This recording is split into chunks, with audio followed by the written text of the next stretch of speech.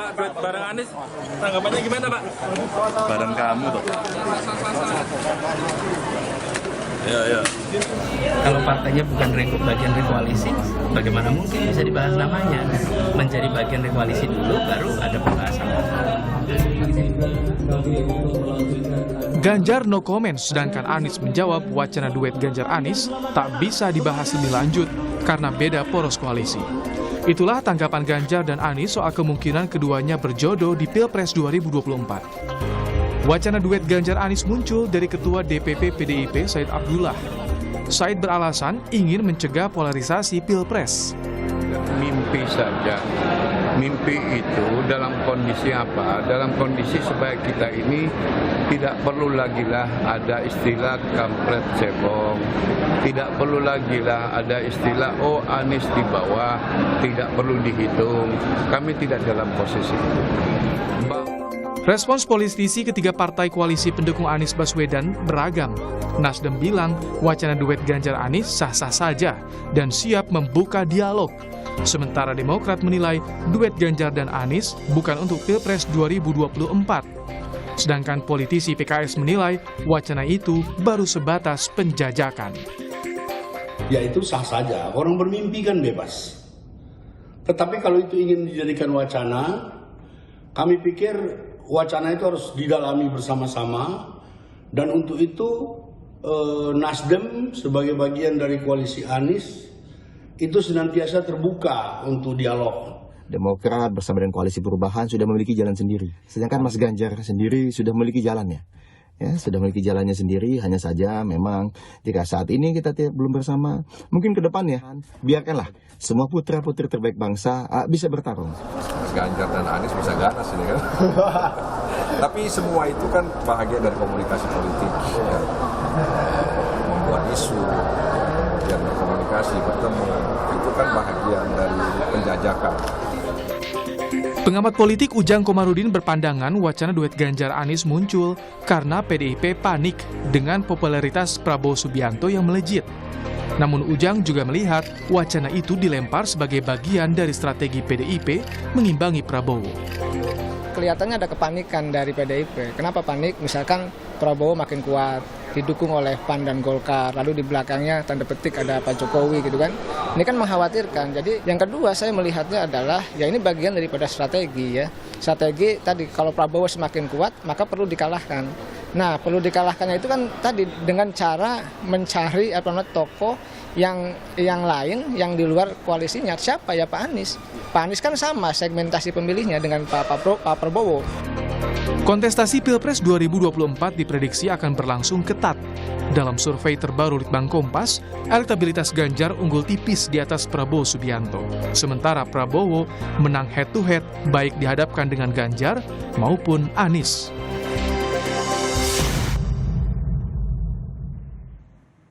Belakangan, Ketua DPP PDI Perjuangan Said Abdullah memunculkan wacana menduetkan Ganjar Pranowo dan Anies Baswedan dalam Pilpres 2024. Mungkinkah duet ini terwujud atau ini sebatas strategi PDI Perjuangan melawan elektabilitas Prabowo Subianto yang naik di sejumlah lembaga survei? Kami diskusikan hal ini bersama anggota Komisi 3 DPR dari fraksi Partai Nasdem Taufik Basari, kemudian juga sudah bergabung politisi PDI Perjuangan Arya Bima dan pengamat politik Adi Prayitno. Selamat sore semuanya, apa kabar? Selamat sore. Terima kasih semuanya sudah bergabung bersama kami. Soal wacana ini nih Mas Bimo, walaupun kemudian disebutkan ini wacana yang disebutkan andai-andainya dari Pak Said Abdullah, dari internal PDIP tidak menyebutkan itu. Tapi apakah ini akan dikaji lebih serius, wacana memasangkan Ganjar dan Anies? Mungkin nggak ini bisa terwujud? Ya, saya mengomentari dari sisi ucapan Ibu Mega ya, bahwa di tahun politik semacam ini terjadi dansa-dansi antar partai, antar tokoh politik itu selalu saja muncul dari dansa yang paling gerakannya bisa dansa sendiri, bisa dansa berbarengan, bisa dansanya itu berganti-ganti pasangan, yang tentunya kalau saya analogkan dengan munculnya wacana ini bukan dari PDI Perjuangan, dari Pak Said Abdullah. Pak Said Abdullah merespon dari survei yang muncul dari Kompas. Itu saya luruskan dari Kang Ujang tadi, belum pernah ada wacana yang disampaikan oleh PDI Perjuangan di mana Pak Said Abdullah itu merespon. Bahkan juga sudah direspon oleh Pak Hasto sebagai Sekjen. Belum pernah ada pembicaraan tentang dansa-dansi ini untuk memasangkan antara Pak Ganjar Pranowo dan Pak Anies Baswedan. Jadi nggak mungkin ya Pak, untuk menduetkan dua ini? Tinjuannya bisa banyak ya. Dari tinjuan perspektif ideologis, memang itu butuh permenungan dan pengendapan yang mendalam. Dari aspek pengusung partai politiknya, misalnya kawan-kawan dari PKS sendiri sebenarnya sudah menjawab tidak mungkin, karena yang disampaikan adalah sangat mungkin kalau Ganjar Pranowo adalah cawapresnya. Ini kanlah bentuk-bentuk suatu argumentasi yang sebenarnya tidak mungkin terjadi hal itu. Dari PDI Perjuangan sendiri juga melihat bahwa sampai hari ini dari baik itu Ibu Mega maupun Mbak Puan selalu menyampaikan calon wakil presiden yang 10 nama, walaupun tetap di manis, juga tidak pernah mempertemukan antara Pak Ganjar Pranowo dengan Pak Anies Baswedan. Tapi bahwa dinamika itu muncul di dalam survei, itu adalah persepsi dan cara pandang dari masyarakat yang saat ini juga merupakan cara kita melihat persepsi masyarakat itu selalu ada, itu dinamis. Menurut saya itu. Kalau di mata Nasdem mungkin tidak duet ini terjadi, Mas Taufik. Ya, sebagai Mas Taufik, silakan. Kita coba perbaiki komunikasi dengan Mas Taufik Basari. Kalau saya minta pendapatnya Mas Adi Praitno sekarang, tadi sempat kita dengarkan juga pernyataan dari atau pandangan dari Pak Ujang Komarudin dari Universitas Al-Azhar Indonesia. Ini tanda panik bahwa melihat elektabilitas dari Prabowo Subianto. Anda menangkap hal yang sama atau wacana ini Anda menangkapnya dari perspektif yang lain juga nih? Saya ingin komentar 3 hal, Mas Tifal. Pertama, dalam politik itu kan serba mungkin. Yang tidak mungkin itu membangkitkan dan menghidupkan kembali orang yang sudah meninggal. Jadi terjadi dulu misalnya teman-teman PDIP kan cukup mesra dengan Nasdem, tapi kemungkinan di 2024 misalnya dipersepsikan akan pisah jalan. Tapi belakangan muncul wacana yang disampaikan oleh Pak Said Abdullah soal kemungkinan menyatukan antara Ganjar dan Anies. Bagi saya cukup mungkin ya. Sangat bagaimana elit-elit PDIP dan elit Nasdem ini membuka komunikasi politik satu sama yang lainnya. Bagi saya ini adalah wacana yang cukup positif, tentu untuk melakukan islah politik lah, perdamaian politik dalam tanda kutip supaya tidak ada keterbelahan. Secara prinsip ini bagus, karena memang resistensi politiknya ini kan sudah mulai mengeras, di mana antara pendukung Ganjar Pranowo dan Pak Anies Baswedan satu sama yang lain sudah mulai saling membatu, saling mengeras gitu, seakan-akan keduanya tidak bisa bertemu. Tapi bagi saya ini adalah satu islah politik yang sangat mungkin dilakukan. Tapi kan problemnya ini hanya sebatas wacana, baru sebatas omongan di media. Belum ada pertemuan-pertemuan yang konkret yang dilakukan oleh elit-elit PDIP, oleh Nasdem misalnya, termasuk Anies dan Ganjar, sebagai upaya untuk menseriuskan ini semua. Kalau tanpa ada pertemuan antara elit partai, tanpa ada pertemuan Ganjar dan Anies, maka ini hanya sebatas menjadi isu politik yang sebenarnya tidak ada ujungnya. Nah, yang saya ingin menyambut apa yang disampaikan oleh Bang Arya Bimo, itu kan tidak terlepas dari pernyataan Pak Said Abdullah ya, bahwa melihat angka-angka survei, kalau diasumsikan putaran kedua itu yang lolos adalah Ganjar dan Prabowo Subianto, maka di putaran kedua siapapun sebenarnya cukup membutuhkan suara Pak Anies Baswedan.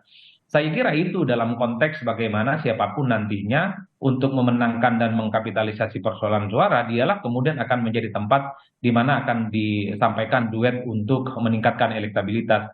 Bagi saya Prabowo berharap bisa berduet ataupun mengambil ceruk pemilih Anies Baswedan dengan asumsi Anies itu tidak lolos putaran yang kedua. Jadi ini semata politik biasa yang saya kira memang tidak perlu terlampau dirisaukan. Tapi Dan menurut saya karena persaingan ketat dalam simulasi survei antara Ganjar dan Prabowo Subianto itu cukup kuat, maka penentu suaranya itu adalah siapa yang tidak lolos putaran kedua. Di Kompas misalnya yang tak lolos putaran kedua itu misalnya adalah Anies, maka otomatis 19% suara Anies itu mutlak harus direbut. Baik. Kira-kira begitu jalan ceritanya, Mas. Baik. Bukan karena soal kepanikan, bukan karena lain lagi, ini murni soal bagaimana mengkapitalisasi suara Pak Anies supaya tidak hijrah ke lain. Oke, ini kita sudah tersambung lagi dengan Mas Taufik Basari. Kalau menurut Anda mewakili Nasdem, Mas Taufik, mungkin tidak duet ini, wacana ini bisa jadi nyata? Ya, sebagai satu wacana tentu sah-sah saja ya ketika usulan ini ditampilkan ke publik. Apalagi untuk pengamat ini sangat menarik sebenarnya. Nah, yang jelas ya kita tentu melihat bahwa memang masih dinamis ya segala perjalanan politik terkait dengan Pilpres ini. Dan tentunya kita lihat saja perkembangannya seperti apa. Tapi kalau dari koalisi perubahan, ya kita memang tetap siap untuk mendorong Mas Anies ya sebagai calon presiden dan siap untuk mendaftarkan pada bulan Oktober nantinya. Ya, tapi bagaimanapun tentu sebagai satu wacana ya bisa juga kita diskusikan ya apa yang terbaik buat bangsa ini. Yang paling penting sebenarnya yang terbaik buat bangsa ini sebenarnya bukan hal-hal hanya sekedar soal menang Pilpres atau tidak. Nah, jadi ya kita lihat saja nanti. Tapi yang jelas Nasdem, Demokrat dan PKS tetap akan bersiap untuk mendorong Pak Anies Baswedan sebagai calon presiden. Oke, kalau kemudian dilihat juga nih posisi dari Demokrat kemudian PKS berarti senada ya posisinya semuanya tetap mengusung Anies untuk menjadi bakal calon presiden, begitu? Mas ya betul, kita sangat solid dan sangat yakin bahwa kesiapan kita untuk menuju pada Pilpres 2024 itu sudah sangat siap. Ya tinggal kita nanti lihat siapa-siapa saja kandidatnya. Tapi sekali lagi sebagai satu wacana ya kita tidak boleh menutup pintu setiap wacana yang ditampilkan sepanjang itu kita bisa diskusikan bersama-sama dengan garis bawah itu tadi demi kepentingan bangsa. Oke, kalau dari kacamata PDIP juga ini kan masih belum dibahas dan kemungkinannya juga kecil begitu kalau saya menangkap apa pernyataan dari Mas Bimo tadi karena posisi Pak Anies juga selama ini juga oposisi mengkritik pemerintah, itukah yang mungkin menjadi dasarnya juga Mas Bimo? Ya, jadi dari sudut pandang ideologis tadi saya katakan bahwa itu perlu pendalaman dan permenungan yang mendalam. Dan tentunya ini wilayah dari Ibu Ketua Umum beserta partai pengusung dan tentunya juga suasana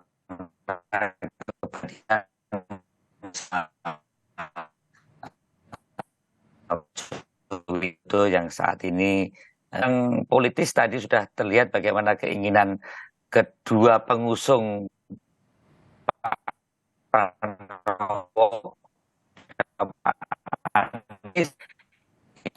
masih memiliki keinginan kan tadi dikatakan oleh Pak Taufik maupun Mas Adi Pray bahwa muncul persepsi masyarakat yang terlihat di dalam hasil survei muncul keinginan apabila ada pasangan yang namanya Pak Ganjar Pranowo dan Mas Anies Baswedan. Ini adalah wacana yang ada di masyarakat.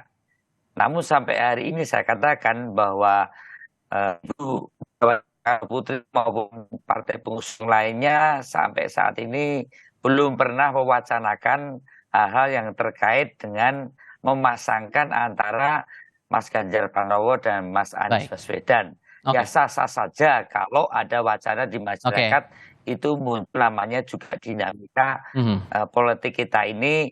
Satu hal yang sering saya lihat betul tadi Mas Adi Pray bahwa itu adalah cara untuk lebih membuat satu keteduhan antara dua kubu yang berseteru dari 2 kali Pilpres juga Pilkada DKI itu adalah persepsi-persepsi masyarakat.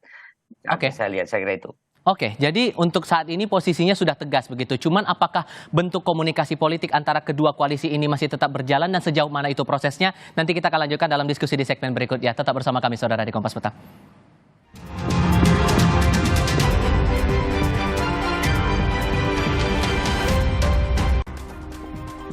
atas wacana duet Ganjar Anies ini, Mas Adi, Anda menangkap apa plus dan minus yang akan ditangkap atau yang didapatkan oleh kedua belah pihak?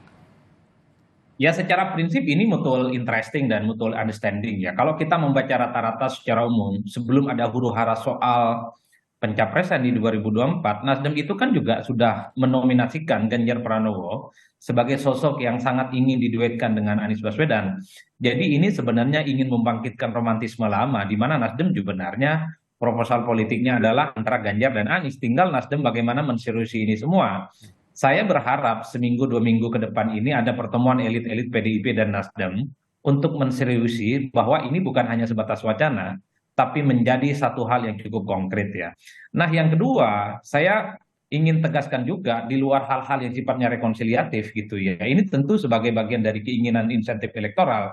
Karena kalau dibaca di angka-angka survei, kalau terjadi head to head antara Pak Ganjar dengan Pak Prabowo, maka suara Anies lah yang kemudian menentukan. Tentu PDIP itu ingin gerak cepat. Ya, bagaimana cara merebut Anies suaranya? Ya, salah satu cara adalah menduetkan keduanya sebagai awal.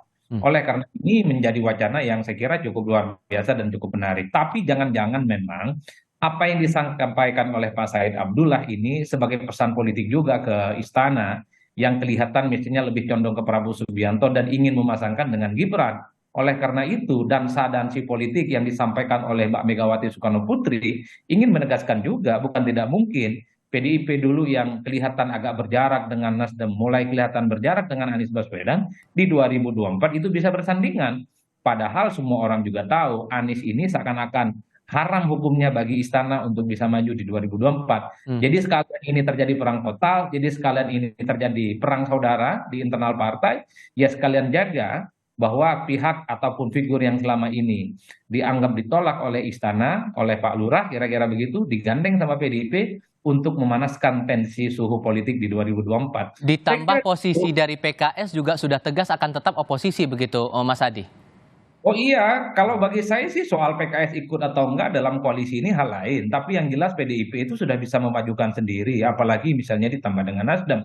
Dalam Pilpres itu bukan kuat-kuatan seperti apa yang disampaikan oleh siapa tadi Pak Ujang, seberapa banyak didukung oleh partai, bukan. Pilpres itu kan seberapa kuat pasangan capres dan cawapres diusung.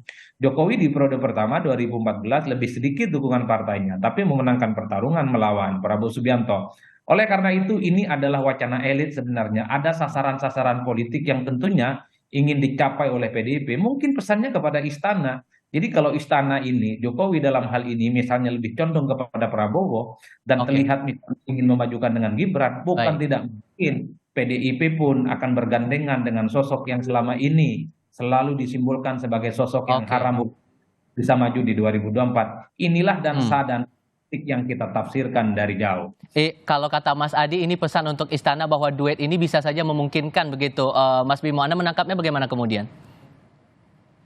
Ya kalau dansa-dansinya aktor politik kan butuh partner ya. Paling enak memang dansa-dansanya pengamat seperti Mas Adi Bre ini bisa dansa sendiri dia kan. Dengan muter-muter sendiri aja. Karena nggak mungkin seperti Mas Adi ini berdansa sampai nabrak tembok. Nah kalau dansa-dansinya politisi sama partai politik ini, kalau terlalu muter-muter nggak karuan bisa nabrak tembok atau jatuh di lantai. Nah itu masalahnya.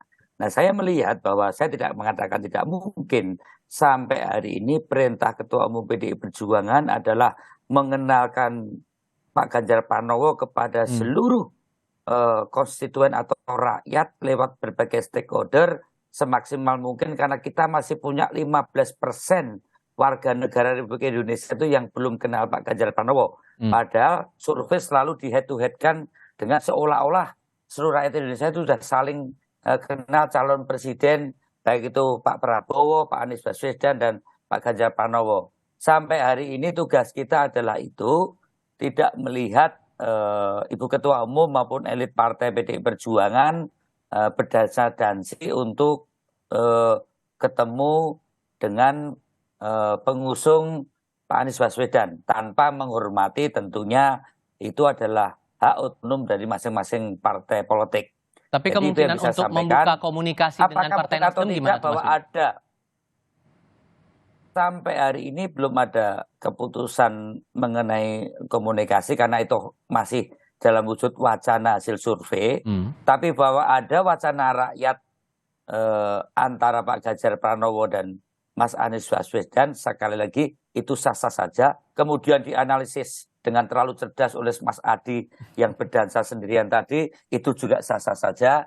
Yang penting bagaimana suasana kesejukan dalam kontestasi Pilpres ini tidak memunculkan berbagai penajaman-penajaman yang saling bermusuhan, saya kira itu. Oke, kalau posisi Nasdem nih Mas Taufik, untuk komunikasi politik dengan PDI Perjuangan bagaimana peluangnya kemudian, apalagi kan posisinya sekarang PDI Perjuangan sudah tegas mengusung Ganjar Pranowo sebagai bakal calon presiden begitu. Ya sebenarnya posisi Partai Nasdem juga sama persis seperti yang oleh disampaikan Mas Arobimo tadi. Ya, kita sama-sama berada di jalur kita masing-masing, sama-sama sedang serius untuk mempersiapkan calon presiden kita masing-masing, Nasdem dengan Mas Anies, PDI Perjuangan dengan Mas Ganjar. Tetapi ada lima kata kunci yang sebenarnya menarik ya untuk kita diskusikan ke depannya. Yang pertama, tadi sudah disampaikan sebagai wacana ini sah-sah saja. Yang kedua,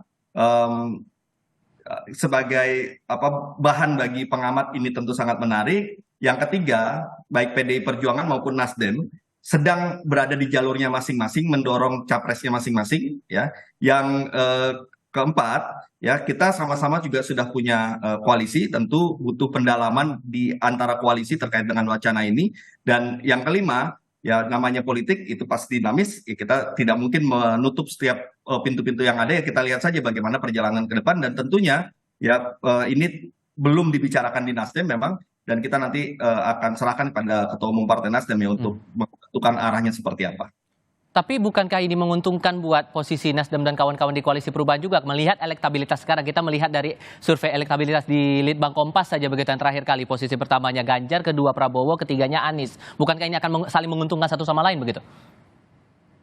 Begini, kalau hasil survei kan dia juga akan dinamis ya. Kita cukup meyakini bahwa ketika nanti kita akan terus bergerak, kemudian nanti pendaftaran sudah dilakukan, tentu hasil survei ini bisa saja berubah ya, melihat hasil kerja-kerja yang kita lakukan. Jadi tidak melulu bahwa seolah gambaran survei sekarang itu adalah hasil. Itu yang pertama. Yang kedua, yang jelas kita tetap karena sudah bersama-sama, sudah ada koalisi ya, dan sudah ada calon presiden Mas Anies, sudah ada para pendukungnya, tentu kita harus berbicara bersama-sama untuk mendalami wacana ini sebagai satu diskusi bersama. Ya tidak bisa kemudian kita sendirian saja mau membawa ini ke arah yang diinginkan oleh Nasdem misalnya. Tentu kita tetap harus melakukannya secara bersama-sama, dan tentunya yang paling penting juga melibatkan Mas Anies ya untuk berbicara mengenai wacana ini. Tapi sekali lagi, sampai saat ini, sejauh ini kita masih tetap di jalur kita masing-masing, termasuk Nasdem masih tetap untuk mempersiapkan Mas Anies sebagai calon presiden. Oke, dengan fakta kemudian untuk posisi Prabowo Subianto, koalisinya juga terbilang sudah bertambah lagi nih Mas Adi. Tantangannya apa kemudian harus dihadapi, ditambah dengan kita merujuk dari wacana duet dari Ganjar Anies ini? Ya, secara prinsip Pilpres itu yang dipilih adalah pasangan capres dan cawapres, bukan seberapa banyak dukungan partai politik. Sudah banyak bukti-buktinya, baik di Pilpres ataupun Pilkada, yang bisa menjelaskan bahwa figurlah yang kemudian dipilih oleh pemilih ketika di TPS, bukan partai ya Mas Tifal. Yang kedua, secara prinsip tentu semua poros politik ini sedang menghitung betul soal kemungkinan bagaimana memenangkan pertarungan politik ya. Kenapa muncul wacana soal duet antara Ganjar dan Anies? Karena kan yang disimulasikan itu bersaing ketat adalah Ganjar Pranowo dan Prabowo Subianto.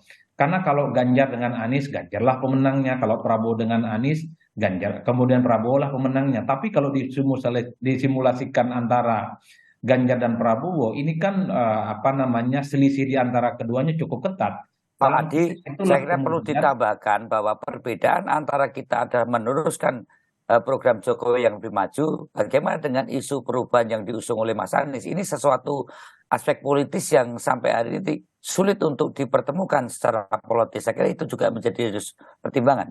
Gimana tuh Mas? Ya memang, kalau itu memang ya, kalau soal ideologi ataupun pertimbangan yang disampaikan tadi, soal isu-isu perubahan, bagi saya kan pemilih kita tidak terlampau ideologis. mereka ini kan tidak terlampau secara detail memahami apa isu partai, isu yang juga disampaikan oleh capres-capres bertanding. Lebih pada pemilih kita itu melihat sejauh mana jagoan ataupun capres yang diusung, cawapres yang diusung itu sesuai dengan selera politik. Jadi kalau kita melihat simulasinya, misalnya kalau Anies dipasangkan dengan Ganjar, Ganjar dengan Anies, tidak mungkin misalnya ini akan terjadi penolakan yang cukup luar biasa. Buktinya misalnya dari beberapa survei yang kita lakukan, ketika Ganjar dipasangkan dengan Anies, tingkat elektabilitasnya naik secara signifikan, Mas. Itu artinya apa? Pemilih kita ini kan memorinya pendek, bahwa perseteruan antar capres pada level pemilih itu selesai kalau keduanya berkongsi. Termasuk dulu pendukung Prabowo Subianto sangat menolak di mana bergabung dengan Pak Jokowi, tapi belakangan 100% menerima Jokowi presiden yang mereka junjung tinggi. Baik, terima kasih banyak untuk perspektifnya semuanya, Mas Adi, Mas Bimo, dan Mas Taufik sudah bergabung di Kompas Petang kali ini. Sehat selalu semuanya, selamat sore. Selamat sore. Terima kasih.